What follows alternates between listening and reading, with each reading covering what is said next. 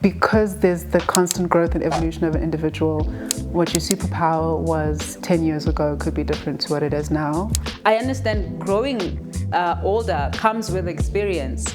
It comes with knowledge, and it means that when I show up in spaces, I'm showing up with a level of experience and maturity that other people who might be younger might not have.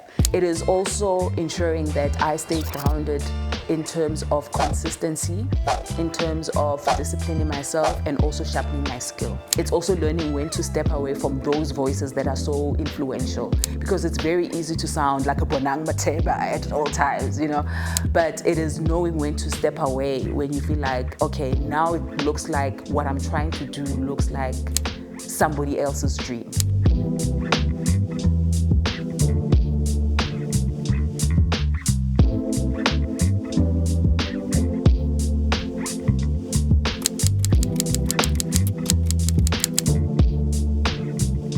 The other day I was speaking to my daughter and I was saying to her, Zoe, your superpower is that you're a girl who loves God. And I feel and believe that my superpower is a word that I got from a younger sister of mine who calls herself Godfidence. I think having come to a place where I can be confident knowing that who I am in the Lord, knowing what God says about me. It's taken me a while to get to this place because the truth is God's word seems so vast, so different from where we are in our circumstances, in the places we are called into. God says you are this and you feel like this. But coming to this place where believing every single word that God speaks about me in the word, I believe is a superpower because it's allowed me to show up even in spaces where I felt like I didn't belong, in tables I didn't feel like I should be sitting here. Understanding who God says I am has given me that ability to embrace all these spaces and all the areas that He's called me to. That's my superpower, bringing people together. I've always enjoyed, planning socials, whether it's drinks, meeting up with friends. In fact, earlier this year, I had to hold myself back, because the church where we fellowship, they were starting home cells. And, the old them would have been the first person to raise their hands and open their home. But I had to step back and go, okay, Lord, is this what you really want me to do? Even though it looks good, right? Because there's nothing wrong with that. I mean, it's something that looks good. But that's my superpower. I'm able to bring people together. I love also bringing people together. I thrive in such spaces like just teamwork, doing things with other people. And that's my superpower. Honestly, there's moments when I feel like the superpower is allowing people to be themselves and understanding and appreciating that about them, whether it's good or bad, because I'm also allowing myself to understand who I am. And I've had opportunities to engage with people who encourage that in me. So not necessarily a superpower, but something I'm leaning more into.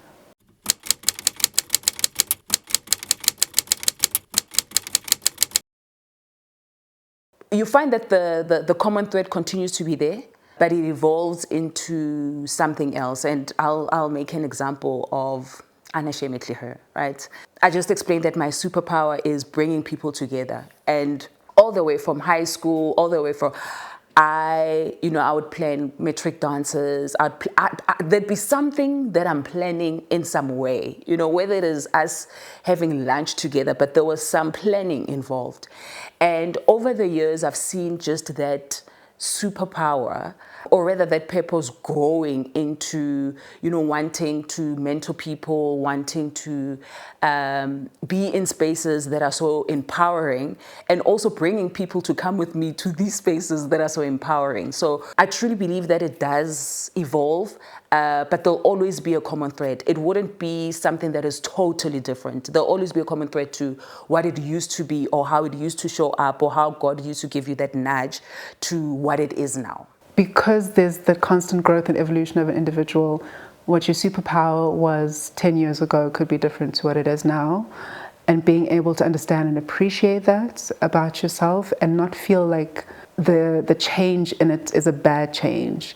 It could be a thing where you just need to allow yourself to grow and evolve as a person. You're supposed to grow and evolve as a person. So there's benefit in that. So yes, there's the growth, the evolution necessary, but also leading to understand within that growth, could it be addressing like a blind spot, which we touched on earlier, and what that is. If there's one thing that I look forward to whenever it's my birthday and I'm adding another year, and people often think, oh, you're growing older, so it feels like it's a threat or it's a problem or it's an issue. But for me, I understand growing older comes with experience. It comes with knowledge, and it means that when I show up in spaces, I'm showing up with a level of experience and maturity that other people who might be younger might not have. And so as I show up in those spaces, I understand that I'm showing up with a value that I can contribute into those spaces. So definitely your superpower grows as you grow, as you get older, as you mature. There are certain insights and wisdom that you come with and knowledge that you have. And so your value in situations and circumstances, in seasons, in spaces is so much more better.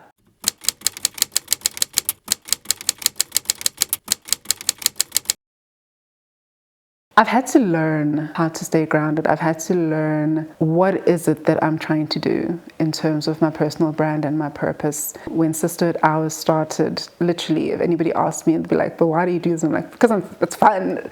I'm enjoying it. I'm learning. It's topics that I'm curious about. I think when, it started picking up pace, I allowed the outside influence of social media to tamper with the approach that I took with Sisterhood Hour. And for a while, I lost that beat. I lost the path, what the true resonance and the feeling about it was. And I appreciate the fact that I could pause and reevaluate and be like, oh wait, this is why I started Sisterhood Hour. It's the conversations that happen offline, not necessarily online.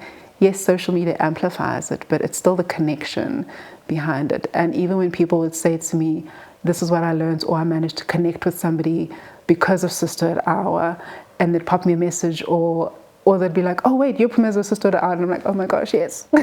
Why? Is it a good thing or a bad thing?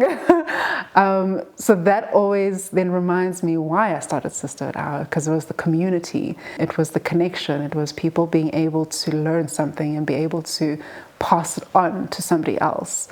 That's what I feel like I'm coming back to when it comes to Sisterhood Hour as it evolves, as I grow as a person as well. We live in an interesting time, and with the power of social media, it is very easy to allow the sound and the voice of social media to take over your life. There are times where I take breaks from social media. Practical example, because sometimes it can get so overwhelming. It's easy to see people who are doing what you are called to do, or doing what you are doing as well, and you might feel, the urge and the need, the desire to compare yourself, etc.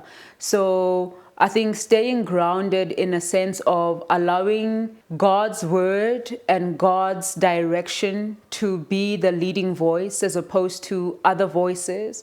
And social media is one of those voices. So I do take breaks from social media for that reason, so that I can ensure that I'm not feeling any pressure to become anything else other than what I truly am. How I stay grounded is knowing that social media found me here, and social media is going to leave me here. It is also ensuring that I stay grounded in terms of consistency, in terms of disciplining myself, and also sharpening my skill. Having said that, yes, there are a lot of experts, there are a lot of people doing what I am doing, but I know my source, and I know who has shown me this purpose, right? And by staying grounded in being consistent in ensuring that it's being refined, that it evolves the way it needs to evolve without the other voices, trying to sort of influence me. It's also learning when to step away from those voices that are so influential, because it's very easy to sound like a bonang mateba at all times, but it is knowing when to step away when you feel like, okay, now it looks like what I'm trying to do looks like somebody else's dream.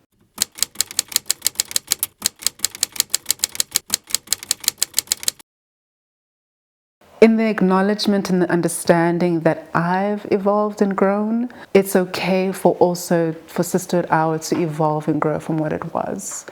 I think for a long time I was so stuck on what it was then and wanting to continue in that specific space and same line of it. I wasn't allowing it to evolve naturally in the way that it should. And learning about the different avenues that I can take with Sisterhood Hour, the blueprint has changed, and allowing myself to be okay with that and to let that dream grow in different ways. Some areas I've had to let it go, literally, and it's okay. I've stopped being hard on myself on that and being okay with the fact that in one part, yes, it's something that started with me, but doesn't necessarily have to stay with me. It can be about the community again. It can be about the sisters. It can be about the moms and the aunts and the uncles and the brothers and the fathers and everybody who's part of the Sisterhood Hour community. So growing for me has been about that because I'm changing as a person. Being a mom, being a sister, watching my parents, age as a daughter, I'm just like, whoa, this is different. This is very different. But I see so much of the experiences of Sisterhood Hour in the beginning differently to what they are now. But I love it because they're parts of what we were exploring in the beginning that was very academic in a sense, but now in my own life journey I'm like, okay, I get it. I get it. I know I'm not going to retire in public relations, even though I love it so much, even though I love brand work, but there is a calling to study something else that has been a passion over the years. I can't stop putting it off anymore. I think one just needs to put in that registration and see where God takes us. So it's one thing that I've been putting off that I know that I need to do for myself to grow. Recently, I started my master's degree because I have a desire to do my doctorate, but it took a while before I got to this place. I mean, it even took a while to complete my honors degree. I was going through a diary last night, if not this morning, and I had put up a goal that I want to finish my honors. I think I put it up in 2019.